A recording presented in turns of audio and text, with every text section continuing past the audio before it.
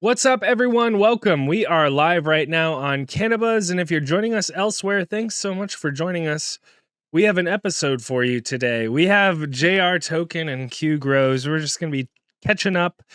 It's the end of February in 2026. We're starting to get into a change of seasons, at least in parts of the country, or at least spring. Spring's like, we can see it in the distance at least, so we can start to think about what we're going to be doing these various grow seasons, if there's anything that we're doing to get ready for outdoors, or you're just going to start a new run indoors. We can kind of, JR and I can kind of catch up on what's going on that front. And then otherwise, we can just kind of provide you some updates on what's going on the cannabis front. We don't have a ton of shout outs, but we do have shout outs to everyone in the cannabis community. There are still folks that support the show and want to be a part of this thing, and so we really appreciate them. They're over at cannabuzz.app, or you can download Cannabis in the App Store and join us for as little as $4.20 a month. There's a sign up form. Once you join, there's a pinned post up at the top. You can join in and put your address into that Google form, and that enters you into giveaways, where we're going to be doing giveaways, sending out seeds to folks. And it also is just a place where you can post grow updates and share posts from your grow and not have to worry about them being taken down or censored or anything like that. So we still have folks in there like Paul Santiago, Magic Melon 247, who's in there. What else? Nay Hey, some folks that have been there for years. Jinx Proof, folks that have been in there sharing pictures, and they don't have to worry about them being taken down. So we'd love to see you over there. And some things that have been kind of happening on our end. We live in interesting times with all the AI tools, and I've been experimenting with them a lot. And the progression that they've made in the last 2-3 months is incredible, absolutely incredible. And it's enabled me to kind of do some little fun projects on Cannabis. So you'll see now every week there's a new pinned post up at the top of the post. It's kind of just asking you different questions about your grow or something like that. So if you just open the app every Monday, we've got a new pinned post up there. This most recent one was about genetics that people are growing. We also have a new thing up at chat.cannabuzz.app. If you go to that address in your browser, chat.cannabuzz.app, we have a new chat bot. So basically, what I did is I took all of our episodes, every video that we've made, basically, that I had, it's like over 150 videos. And I took all the text out of those videos and I put it into a LLM or a chatbot, an AI chatbot.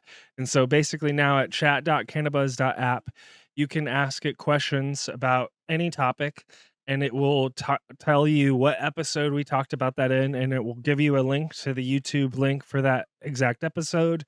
It will even give you quotes from the episode and stuff like that. And I have it set up so now when we have new episodes in the future, it's automatically adding those episodes into the chatbot. So that's pretty cool. So you can, on a regular basis, go in and check it out and see, tap into all the knowledge basically that we've shared on our episodes, over 150 episodes over the last 3 years.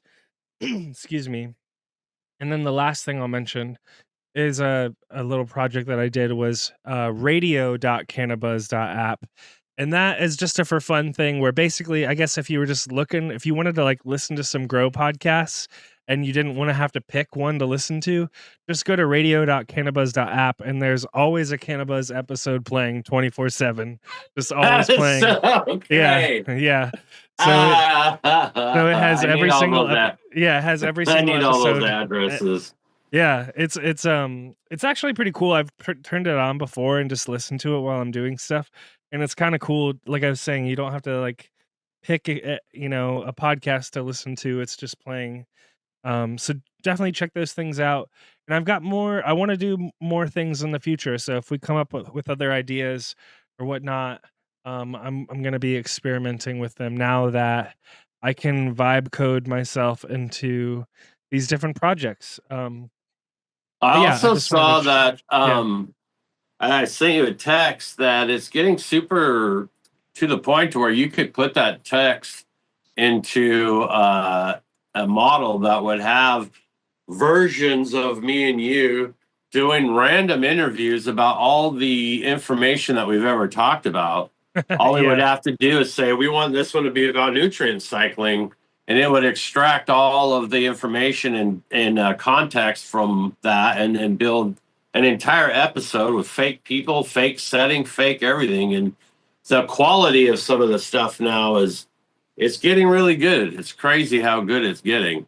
Like I'm not even me. There's this one Julia McCoy. She's on YouTube. She's kind of sensational AI type content creator. But her whole podcast is her avatar. She just puts in the text for the episode, and the entire episode is not even her. And it took me like, I don't know, about 5 or 6 episodes to realize that the person I've been listening to the whole time was not even real. Was AI? Was an AI version of herself. Wow. That's crazy. Yeah, and she does a tutorial video. If you scan her videos, she does an exact step-by-step tutorial video that teaches you how to do exactly what she does, where she's just putting in text in the AI version of herself. And it's wearing a Star Trek shirt because she's Julie McCoy. Interesting. Yeah. Well, and you guys might hear my son in the background. He's watching Blue's Clue, or not Blue's Clues, Bluey, and he's very stoked right now. So you said you wanted to talk about grow stuff, like what's going on.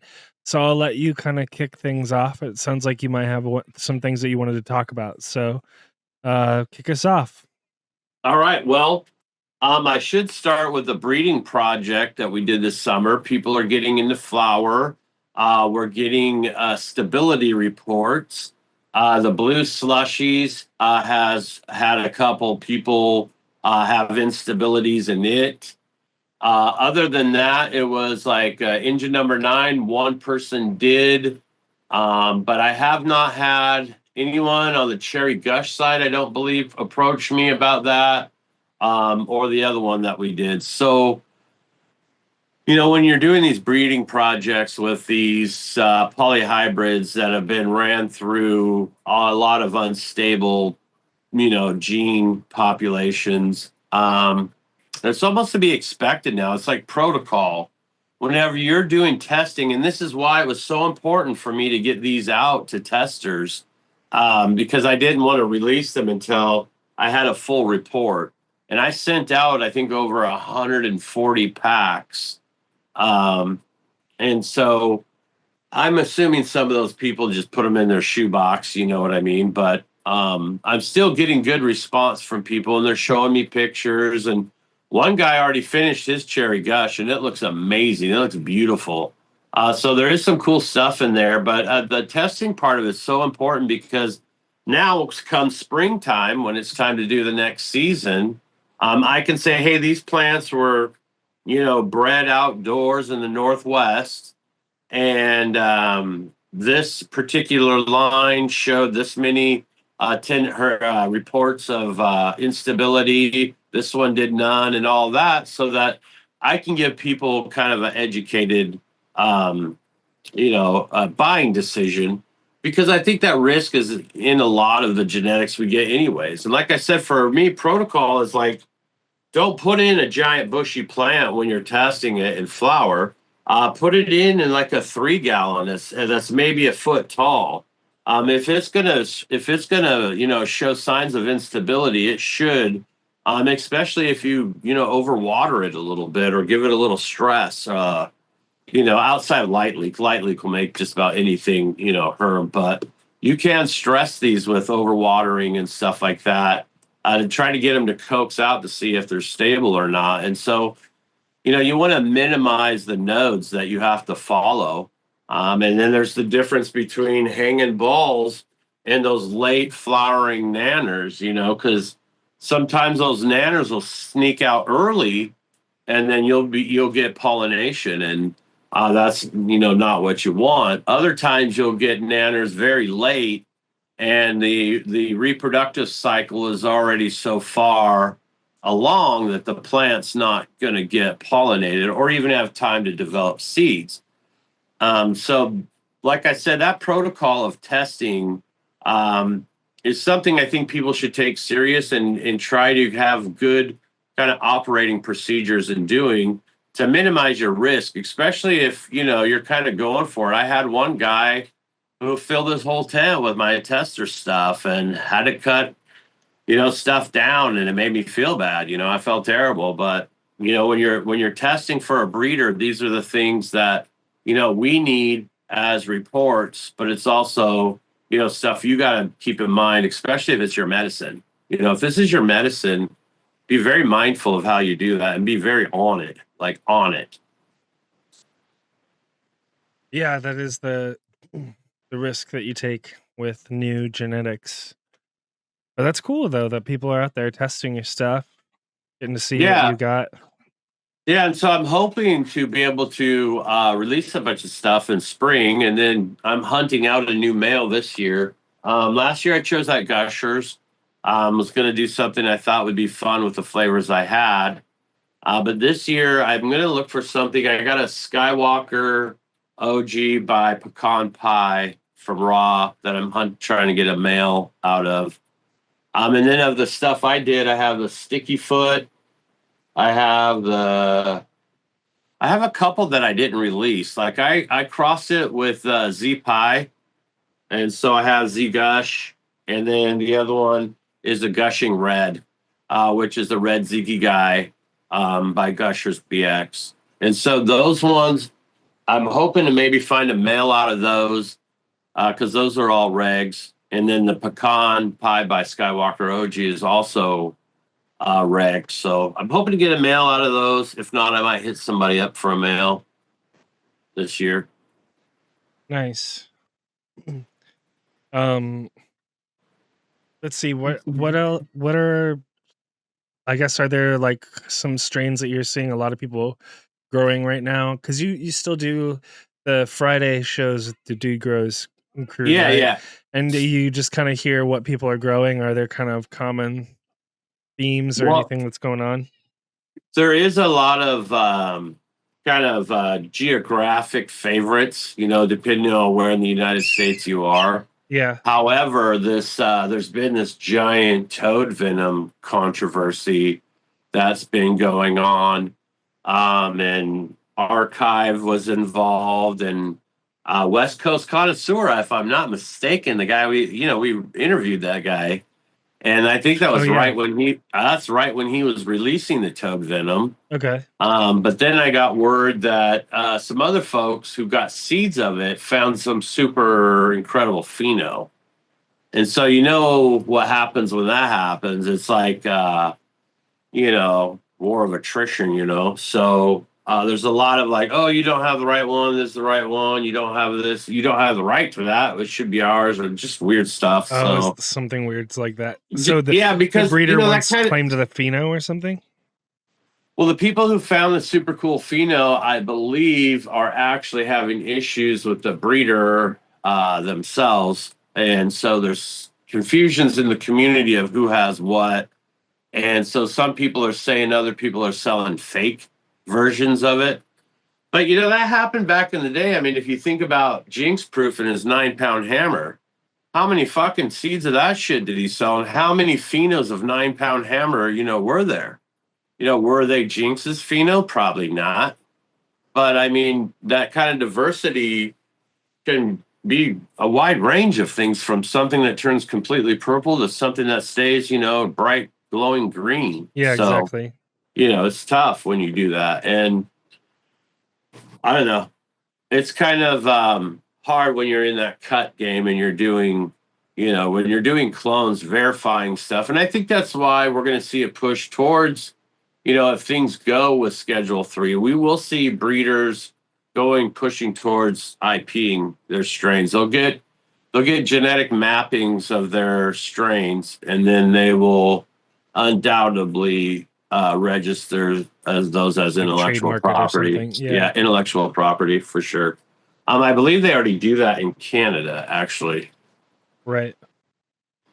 Yeah, um, I don't know. It's tough to tell what's gonna happen federally, because you can't believe much of what the president says.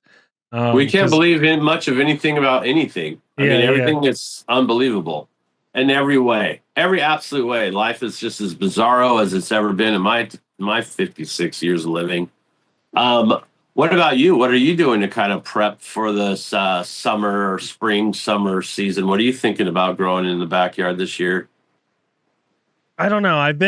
Was just thinking about that. I hadn't really thought too much about it up till now. I've got a couple of strains that I've tried to keep around, the Paradise Pine and the Voodoo Fruit. So I might still have those around. I mean, I have plants, but they've been kind of struggling over the last couple weeks. So we'll see if I can salvage the situation. Um, but I don't know. I mean, I have so many seeds. It's just Bro, ever since with my son was born, I haven't really focused too much on growing. Like I've just had plants growing because I like it, but I've not really focused too much on it. So this year I'd like to kind of change it up. And try to grow some different strains and try to, I don't know, kind of pull it off because I've lost harvests due to mold and all kinds of different issues, and I've just kind of had to like look at growing outdoors as just like a for fun thing and not really anything else. So anyways, I'd like to try to turn things around this year, but I think basically what I'm going to have to do is I'm going to have to carve out a spot in my yard and cover it completely with netting. yeah. Oh Um yeah. Oh, or yeah. you're thinking about doing just light? Is light depth ever an option for you? Not Get you in and really out of there. Get you logistically. in and out of there by the end of July. You know. Yeah. Logistically it'd just be too much of a pain in the ass to like Yeah, have to I get hear up you. and put I it hear you. down and all that. But yeah, I don't I need to kind of just decide on the space in my yard that I want to dedicate to this, how many plants I actually need to grow because I've been growing like I want to grow all six that I can grow, but I don't especially when I'm growing in 30-gallon pots, I don't necessarily need to grow six plants and it's kind of a pain in the ass if they all get big or even three or four of them get big, it's a huge pain in Yeah, the ass. right. Yeah.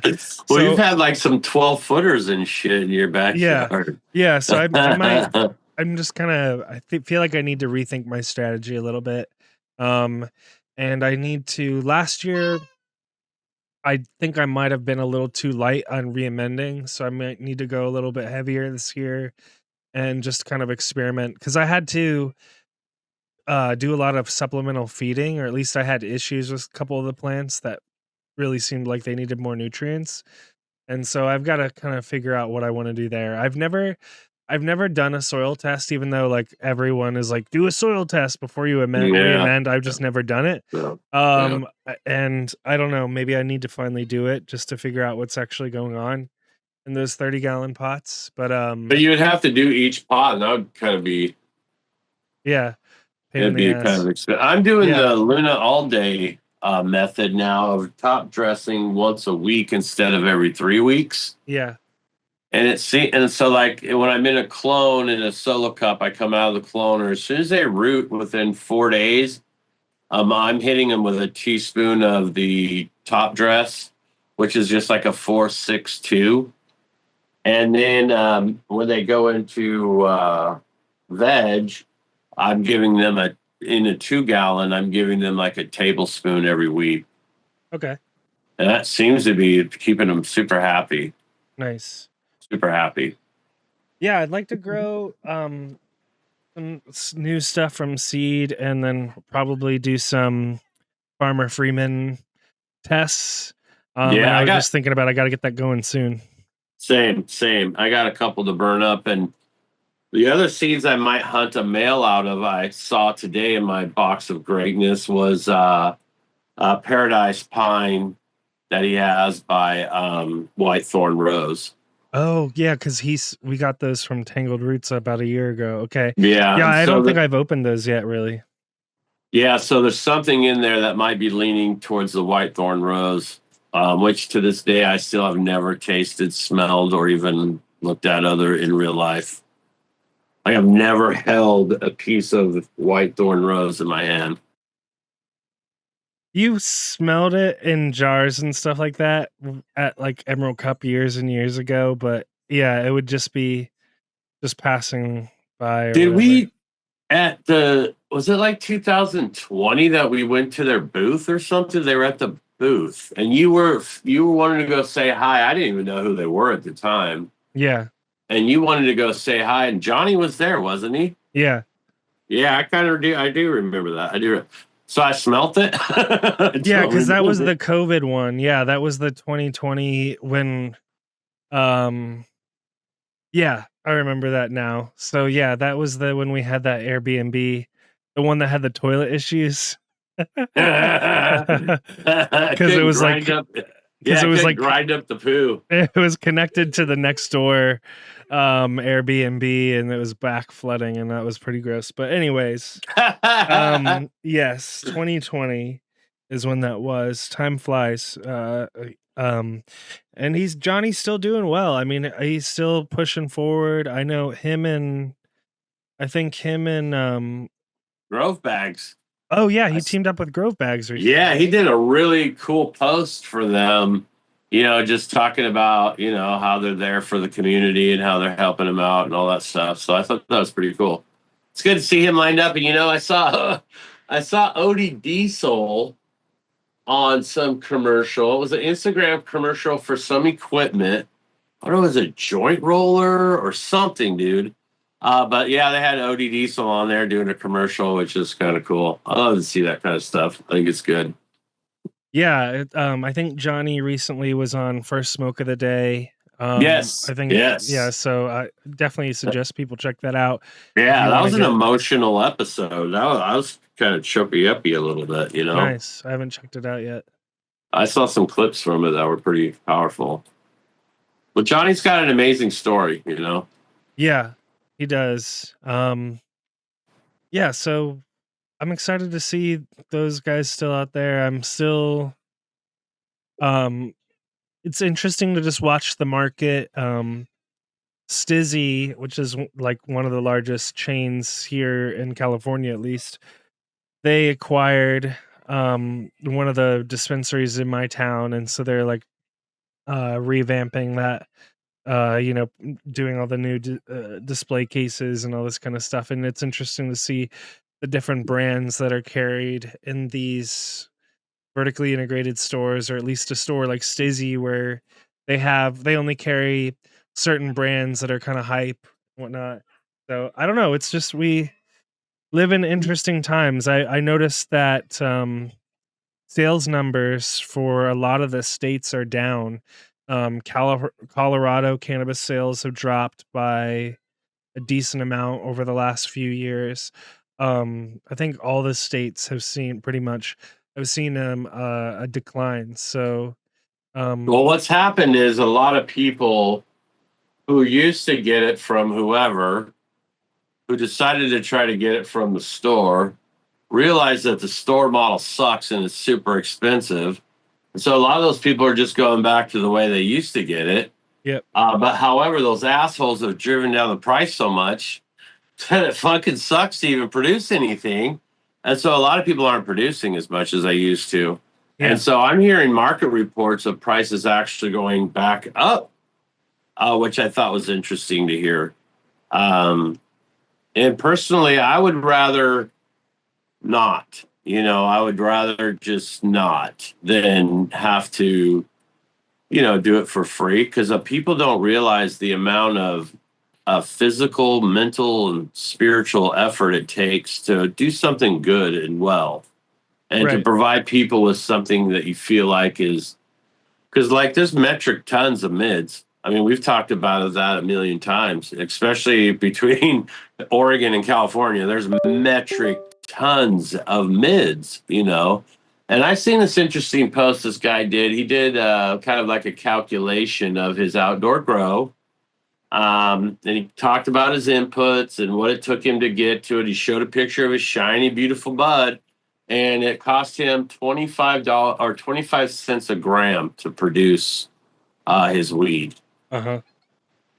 And so, it's tough, because I think the goal at the end of the day was to make it have recognition for medicinal value and then be as relevant as the rose bush in your front yard, or the chamomile that you grow in your backyard so you could sleep at night. You know what I mean? Whatever. So the whole process of owning an industry and owning nature um, is kind of, I've always thought it was strange, but Yeah. I wonder, how, because the cat's out of the bag, are we all moving in that direction to where the plant's just going to be like some kind of tomato thing you got going on in the backyard that smells really good? Yeah. you know? Probably. Yeah. So, Yeah. Um I don't know. You kind of got me thinking cuz at the same time I was just thinking about there's a lot of discussion right now around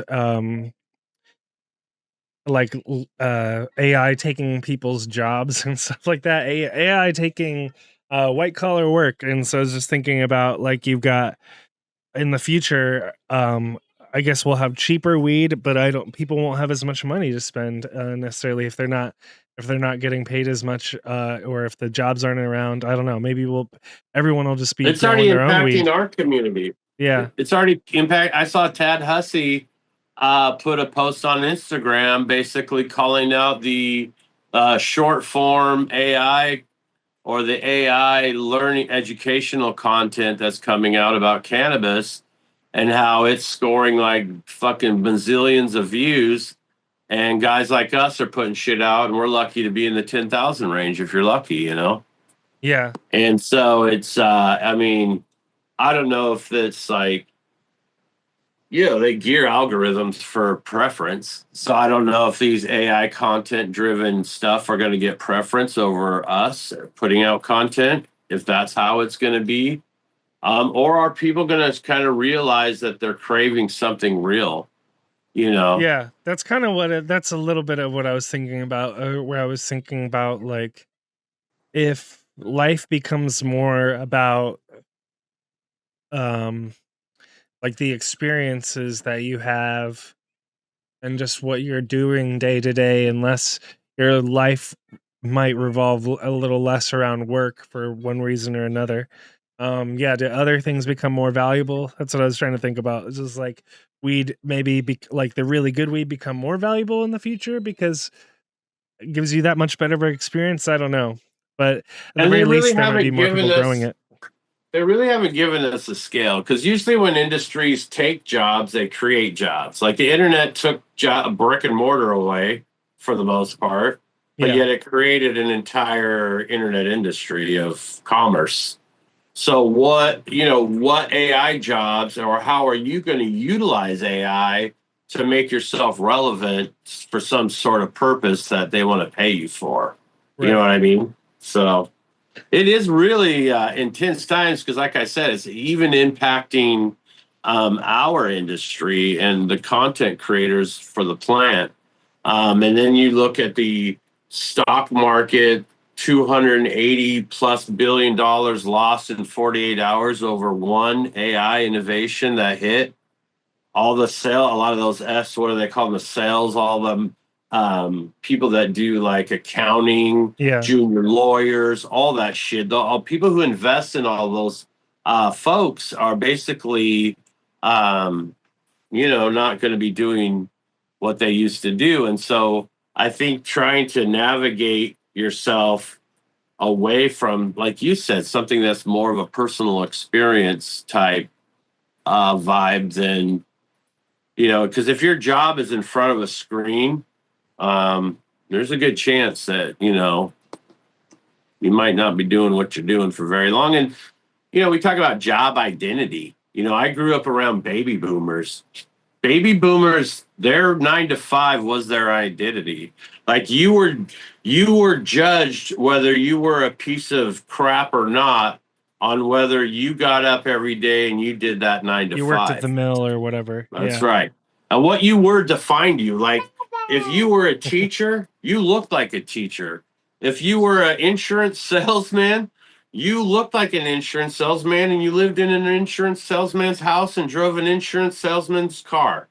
So your whole identity was based around, these jobs, because you are a biological extraction machine. And so now that identity is going to be shattered to some degree for a lot of folks. And hopefully people will be able to pivot and utilize the opportunity. They are, these guys are saying, oh, it's going to make a bunch of millionaires. And then after that, everyone's going to be, if you're not a millionaire, you're just basically going to be fucked. And that's what I've heard of several of them say, so it's going to be weird. But if you're a plumber, if you're an electrician, if you're a gardener, those kind of jobs are going to be safe for at least another 5 years or so. Yeah, I hate to turn this impromptu podcast into the AI doomer podcast. Yeah, weird, like 30 huh? minutes in. So I don't know how much to indulge, but it's definitely been on my mind. And sorry for you guys if you hear Jasper a lot. What's up, Jasper? It's definitely been on my mind because I started using Claude, or just Claude in general, but Claude Code and other things. But Claude, I started using that because I wanted to switch off of OpenAI because of various reasons, and also just curious about what's else out there. I've been using Gemini for a while for various things. I just kind of liked using the AI that's built into Google, and just seeing what it can do. And then I started using Claude at the end of January, and it's just incredible. It can code apps for you now, and it can hook up to the various things that you need to launch websites or whatever it is. And so like when I was creating the chatbot, I told it what I wanted to do and it coded it for me. And I had to like rent the server that it runs on. I had to rent that from Google and had to sign up for a couple things, but it tells you how to do it. And if you're confused, just to say, I don't understand what you're talking about. Like, what do I need? Screenshots. Yeah, exactly. Like take a screenshot. screenshots got me through a lot. Yeah, exactly. And so you do stuff like that, or if there's an error code that comes back, from the terminal, just copy and paste the error code into Claude, and then it'll tell you what to do, or it'll be like, "Oh, you're right, I did mess that up," and then fix it.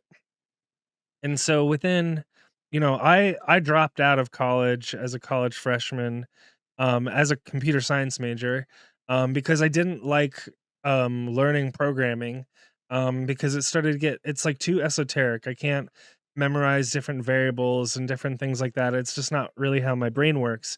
So to be able to use a chatbot and just tell it the things that I want it to build, and then it builds it, and then I'm like, hey, that's broken, or hey, actually, can you add this to that?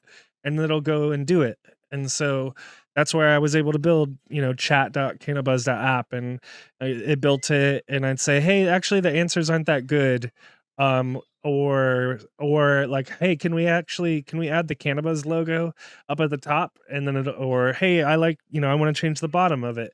All these sorts of things that I asked it to do, it can go and do that. And so it's really shown me, like you were just saying, JR, that anything that a human can do on a computer is probably going to be able to be done by AI within the next couple of years or so, if not much sooner than that. But at least, let's say, just to be safe, let's say a few years you have, until AI can do pretty much everything on a computer that a human can do.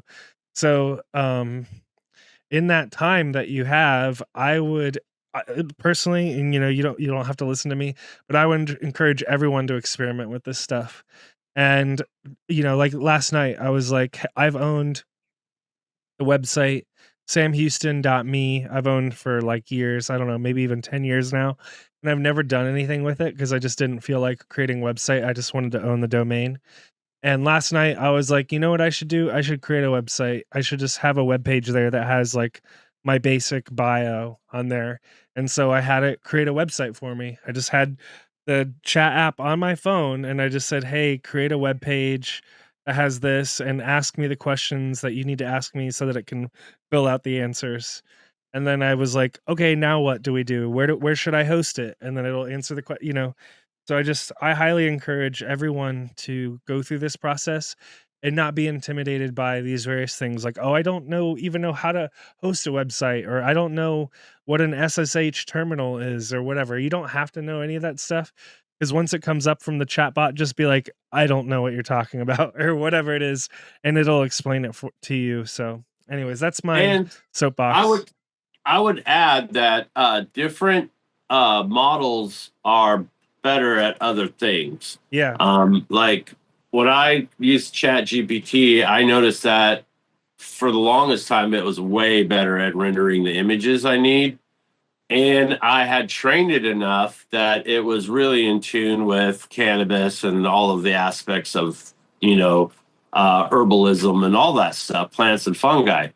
And so I found the creative side for writing and that stuff was great there. But like Gemini is much better, I feel like, for just cold facts. yeah, Like if you're doing deep search, like deep research, I think the research functions on it and Grok are much better than I yeah, feel like. I feel like ChatGPT's it's not touchy feely, but it's very like trying to make you feel like you're really, especially before the last round of updates where they had the kid and the stuff and the problems.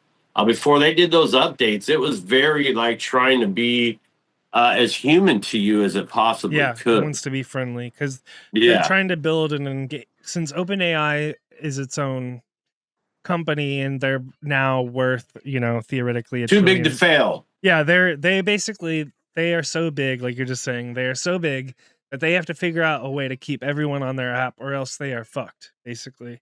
Yeah, And they will take a big chunk of our economy down with them yeah, if they right. go Wow. down.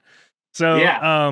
So so they're yeah, integrated in. So you're just talking about Claude and Anthropic. Well, yeah, they're getting pressure by the federal government right now. And if they don't comply, they're going to get put on the same list as people who they're not allowed to do business with. yeah, like blacklisted, basically. Yeah. Yeah,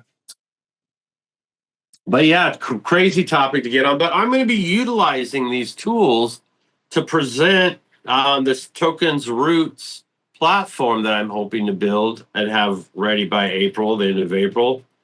And I'm going to use the indoor production that I do for content, the backyard growing season for content, and then foraging in the forest for plants and fungi as content. And I'm hoping to be able to lean on experts for episodes, but not every episode, and also not in an interview format. Like I want to be on their farm talking about their things and how they get down.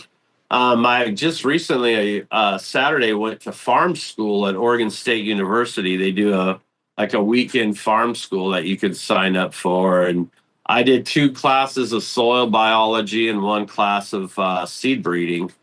One of the speakers there was the Adaptive Seed Company, and they are here in this Willamette Valley that I live in, and they breed a bunch of shit that like you would go get at Freddy's to grow in your vegetable garden, you know. So they're kind of already geared towards my climate and bred in my region. And so I was able to, connect with people like that. And so what I'm hoping to do is use those three zones to use them as an education platform, but also keep it, personal and real because I'm not going to go into this pretending I know everything about vegetable gardening when I really have only been doing it for about 3 years. right. I mean, yeah, I have plant science knowledge, but gardening is outdoor gardening is different. Yeah. And that's what's cool about, like we've talked about Epic Gardening and some of the other YouTubers out there. He didn't start gardening until not much before he started the YouTube channel. So Hmm. and he's been upfront about that. And so I think that there's something to take inspiration from the creators that are out there in these other spaces where um they're learning just like everyone else that's viewing is learning. It's like it's most more likely that a lot of people watching the YouTube video are not an expert either. They're trying to Yeah, learn as well. yeah. So I think it's cool to like embrace that kind of like learning process and that knowledge, like that I'm opportunity kind to of learn. modeling. It's funny you brought up Epic Gardener because there's two models that I'm using to kind of create this, and one is Epic Gardening, and that's going to be kind of the backyard model. But then for Mushroom Wonderland, Aaron Hilliard, he's a mycologist out of Bremerton, Washington, for I think one of the colleges there. But he also has a YouTube channel, Mushroom Wonderland, and he goes out and he shows you all the different kind of mushrooms in the forest and stuff, in the mountains, that are like edibles or medicinal. But when it comes to all the psilocybin content, that's behind a paywall, behind Patreon. And that way you can navigate through corporate media channels and corporate media, digital media, and not get scrutinized the way we do for what we do. Yeah. And so I'm going to do that same thing. I'm going to be doing all my indoor cannabis and all of my outdoor psilocybin and psilocybin foraging. All of that is going to be behind a paywall. But the general corporate type channel is going to be just basic plant science and fungi science. Because all at the same time, I'll be growing culinary mushrooms as well. So I'll be able to talk about that and different systems and styles and all of that is the hope and the dream. Q, hope and the dream. Yeah, and I would encourage folks to, like you were saying at the top, like take advantage of these tools to help you with these various projects. Like I was just saying, like creating a website for my personal project or creating that chatbot or whatever it is. With you're talking about like a website with all this content on it. You can have Built a it by ChatGPT. yeah, If you go exactly. to tokensroots.com and you look at that website, that was 100% built by ChatGPT. If you think I have the knowledge to do that, you're crazy. And when you get it and you deal with those cookie cutter, like build you a website type shits, they're usually not great. You don't have the customization that you can do when you tell your chatbot, oh, yeah, I kind of like that, but can we do this instead or whatever. Yeah, exactly. And those things are really expensive. I mean, I've been a subscriber of those sorts of services for a very long time.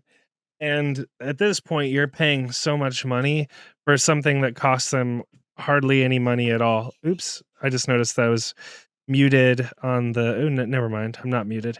Anyways, I was like when you subscribe to Squarespace, I think it's like 20-30 bucks a month, for a lot of their tiers where you can run a server on Google. Oftentimes they give you like 300 bucks worth of free credits, Google, just for signing up because they're set up for like startups or small businesses. But so for you, $300 worth of Google free credits goes a pretty long way. When I was running the server, I spun up a server, and basically what it needed to do is it needed to download every single episode of Cannabis that I uploaded to Google Drive. It was like 150 episodes. It needed to download them. It needed to transcribe them, so turn them into text, and then it needed to convert them all into MP3s. Needed to do all these various things, and I did all that, and it took maybe a day or two, and I think it spent maybe a couple dollars on server costs. So that's the other thing. Like, you might, when you hear me talking about this shit, you might think like, "Oh, servers." Sam rented some server for his thing that Like that you have must a cost. giant farm of servers. Yeah, it must. It sounds like it must cost a lot of money, but it doesn't. And a lot of these things are free too, because again, they're built for um the way things used to be a few years ago or so, where like a guy like me, creates a project or an app or whatever, and he's doing that for like a business, a much larger business. So they set up a lot of these services that you can use. You can just sign up for free and get using them. And the amount of like web server space or whatever that you need is so small for your little side project website or whatever it is. The costs are not that high. And I saw that. I was talking to one of the gentlemen. He's a finance guy at the farm conference, and he works with a lot of small farmers, and they're just getting hosed by the market and all that. Yeah. The price of what they're producing is not ever going up to match the cost of what it's taking them to produce it. So they lose every year, every year, every year. Yeah. Less and less and less. And so a lot of them are starting to pick up the idea of, instead of taking their products, say they're a wheat farmer, instead of putting that wheat into some wholesale farm market at this much a bushel or whatever the hell it is, they're taking the wheat, they're buying a miller, they're making flour, they're making all these wheat products, and then they're selling it digitally online or through some kind of digital media. Have a little social media platform that tells a story about the farm and the family. And this guy, I told him about, I've been kind of pitched the idea to him because I was following this dude who did exactly that. He had 12 farms around him going bankrupt and losing their farms. And he's the only farm around him whose profits are booming. And it's because he stopped putting his product into a market that was doomed for him to be fail, and started being, beginning to end. And that Yeah. takes a lot because a farmer isn't always a web guy, or a farmer Yeah, isn't exactly. always, you know what I mean? There's more to it. But once you get a system dial in, you get the right people hired. It doesn't, especially with the way technology is today, it doesn't take a lot to make that transition. And even for small homes, in your home, you would be surprised what kind of revenue you could create Yeah. fulfilling orders out of your home on a digital market. Like you don't even have to like for me, what I'm trying to do is, like, everything I sell on Tokens Roots is either going to be stuff I get from within 100 miles of me, medicinally, or it's going to be stuff I produce myself. And so with that model, I'm going to try to not have to rely on some foreign country to give me a product, some gimmicky bullshit that I'm going to sell, like mop 10,000 that mops your face and floor at the same time.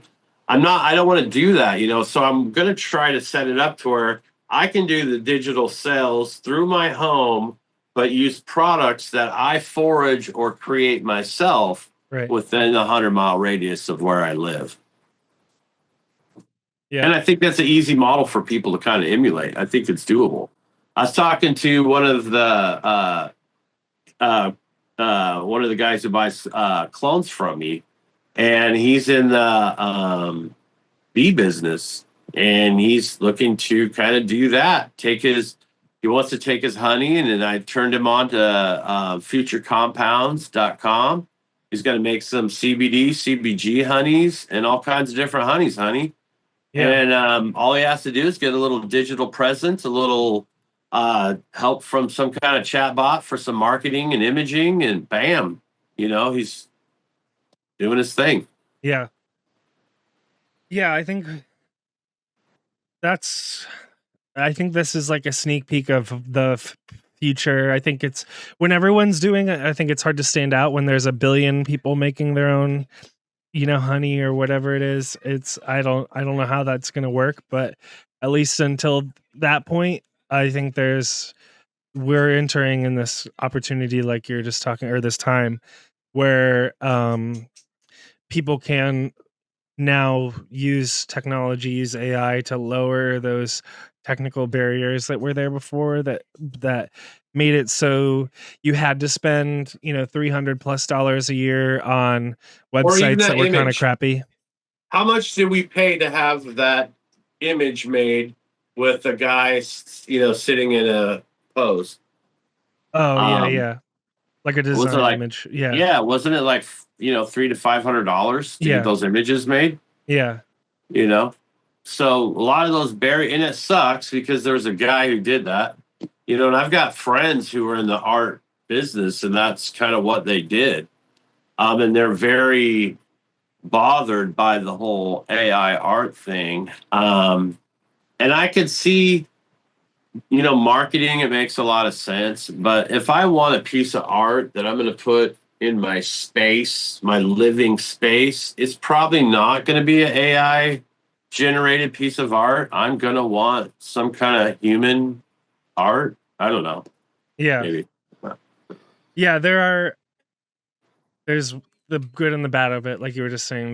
There's um the designers are threatened, and me singing the praises of programming becoming a lot easier is going to threaten a lot of programmers, which up until 3-4 years ago everyone would tell you, including people telling me, that you needed to become more technical, you needed to learn how to program.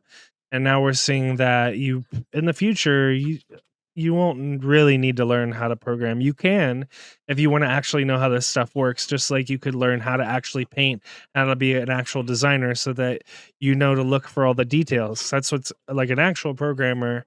They think that vibe coding is bullshit because they know when you look, beneath the surface or whatever, the code isn't that great, and so on and so forth. But But now they're advising you vibe coding.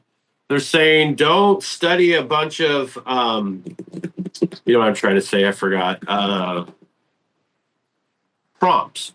yeah, Don't try to memorize 1,000 prompts because the future is vibe coding. yeah, It's just time learning how to talk to it and get it to produce what you want it to. And another tip I'll give is if you're in a session and you're trying to do something, and for whatever reason it just takes a weird turn, don't try to correct it. Just kill that session, start a brand new session, and restart your adjustments. Or you can even take the effed up image, save it, then reload it and say, hey, I need you to fix this image and do this to it. yeah. And sometimes you can get to your desired outcome much easier than trying to get it to correct. Because once it starts spinning in the wrong direction, it's hard to get it to Yeah, come back to where you want, where your original vibe code was, I guess you would say. yeah, to get it back on track. I like how this is turning out into an AI. This is like an AI tutorial for our cannabis community. Yeah, I guess at the very least it's representative of the fact that it's been on my mind a lot lately. I know it's being talked about a lot right now in the economy, mostly on the stock market side of things, because the stock market completely revolves around AI. A huge portion of the US economy is propped up by AI. If people try to gaslight you about the economy doing The well these feds days, just yeah, I was just gonna say, if people try to gaslight you about the economy doing well or whatever, I see these kind of bullshit comments on Facebook a lot. They're trying to act like, "Oh, the economy's great because my 401k is great." The economy completely depends on a couple industries. It's like healthcare and AI, basically AI spending. So all the money, the top internet companies and basically, military stuff. Yeah, yeah, but yeah. combined, those internet companies are spending like 300 or 400 billion dollars a year on building AI data centers. And then if you look at new jobs or hiring, basically, we have not had any new jobs created in this country for like over a year now. The only new jobs that we've had are like government or healthcare related, basically. So we are in this time, and so that's why I've been thinking about it, because I see, who did we just talk about? We talked about designers being threatened by this. We talked about programmers being threatened by this. And the reason why some of those things, they started with some of those, Accountants, yeah, they started with some of those things first because they can, once the AI model can program itself, the AI model can improve itself. And then which it is can, doing now. yeah, and it can It's improve doing that itself now. faster and Yeah. faster and faster. So this is all just to say those are the things that it came for first. It's coming for the other things eventually too. And so it's really important that you just Yeah. kind of stay, I at least, this is my own personal advice and you could take it with a grain of salt, but I'm just trying to stay plugged into what's going on so I don't get caught by surprise, essentially. Same. And the Fed, I think 8 days ago, released a statement saying that they're expecting a giant job vacancy, kind of like problem. Like they know it's coming. They know in the next year, the Fed is telling you basically get prepared. There's going to be a massive loss of jobs. I forgot. They always like to come up with these clever names like atmospheric river, but it was something to that degree. It's going to be an atmospheric loss of jobs. Oh, yeah. We live in interesting times. So at least I don't want to be a doomer about it. I'm trying to be optimistic about it. And that's where the way I find a path to optimism about it is I'm just trying to dabble in this stuff and try to find ways where I could experiment with it. And I like for example at work, I needed to create a bunch of documentation or pages for stuff at work, but I've had issues with trying to get people to help me write it. So what as I did is I had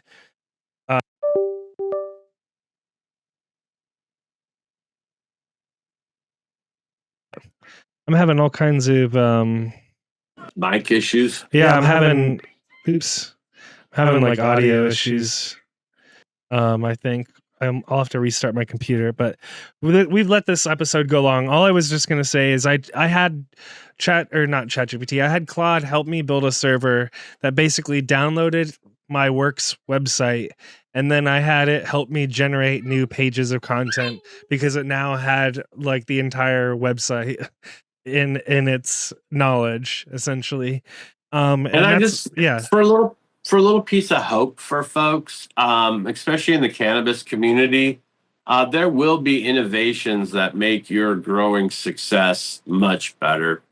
You're going to probably be able to put in the cultivar you're growing, map that into your light controller. It's going to give you the exact spectrum from the breeding genetics that it is, and it's going to give you, you know what I mean? And then all of your lights, fans, feeding system, everything will be monitored through one controller that's basically going to make it gravy trained for you.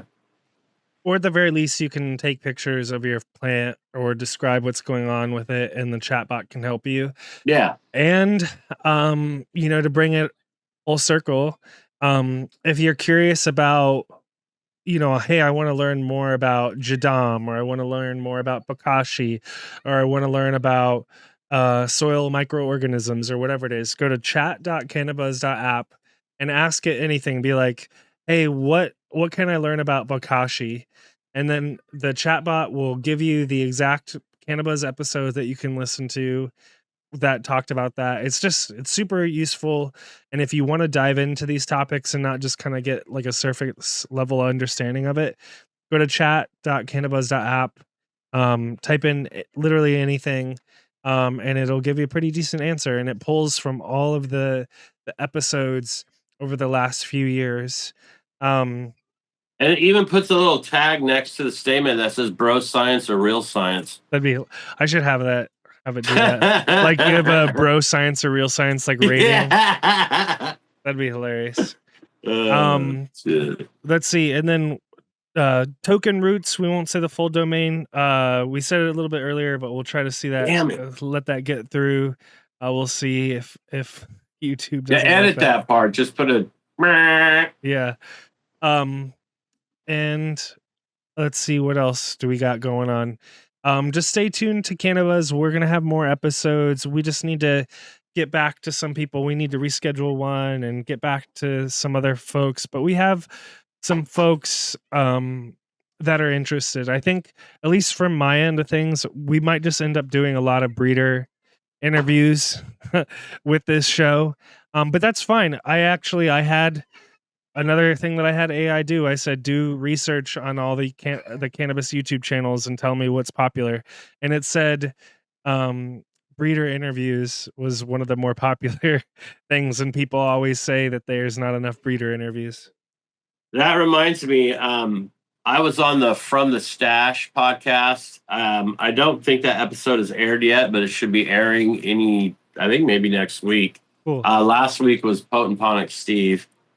Which was cool. I haven't heard from Steve in a while. I haven't heard from him in a long time. Yeah. Yeah, it's cool to see him on there doing stuff. But yeah, should be on there coming up. And then I did the Seeds for Charity podcast. and we raised, I think we raised about $1,300 that night for the Last Prisoner project. Oh, cool. And what he does is he auctions blocks of seeds. So like there were 3 different people who came on to donate stuff. And I went through my war chest and tried to find the coolest shit, some of the coolest shit I had. I had some DNA chocolate from way back in the day that I got from Fish Ganja Guy. So we were able to use that to get some donations going. And shout out to Roland Fatties. He showed up, and Soup is doing his own episode with the Growers Love group that he's going to be auctioning off. I think that might have already happened or is happening in March. So that was Seeds for Charity. And then I did From the Stash. After I went on Dude Grows and we were talking about Schedule 3, and I was trying to talk about politics, but I know those guys don't like to talk politics. So I was trying to say names without saying names, and I said Sleepy Joe and the Messiah. And man, I don't think that went over well. I think Banner got pretty pissed, and I don't think I'll probably maybe not be going back on the show. You're banned? I might be banned from the show now. I don't know what's going on, but yeah, I'll be at the Dude Grows Cup, though. I talked to Dude. I'm probably going to get a spot instead of being in Fort Collins. I'm probably going to be closer to the venue this year, just because adding an extra hour of travel both ways on a long day is rough. Sucks. Yeah. And I'm already kind of struggling as it is. I got to get back in and get the spinal shit figured out because it's not working that great. So, yeah, I'm going to hopefully be at the Dude Grows Cup. I'm not going to set up a table. I'm not going to do vending at all. I'm just going to go show up, smoke weed, and have a good time. And from what I understand, it's going to be a 2-day flower event this year. Instead of a 1-day flower, next day hash bash type thing. They're going to do, because there's like 8 people submitted, like I think 80 strains last year. And it's hard to, to judge and smoke and experience 80 strains in 1 day. So to have the flower comp over 2 days and do competitions like that, I thought was a good idea. But things change. Yeah, I think that's the plan as of right now. That's awesome. I definitely think people should go. I don't think I can go this year because we're going to Palm Springs like the week or 2 before that. For my wife's coworker is getting married. Oh, cool. So that'll be a big trip for you guys should do a bunch of mushrooms and go out to the Joshua trees. Yeah, definitely. I'm sure she'll be down. Yeah, you can do Rochambeau, and who's going to take care of Jasper? Yeah, exactly. Well, cool, guys. Well, stay tuned. We appreciate everyone continuing to support Cannabis and just showing up in the comments and listening to our stuff or watching the episodes. And thanks for staying in touch. We're going to keep things going and keep trying to figure out where this whole universe is taking us, I guess.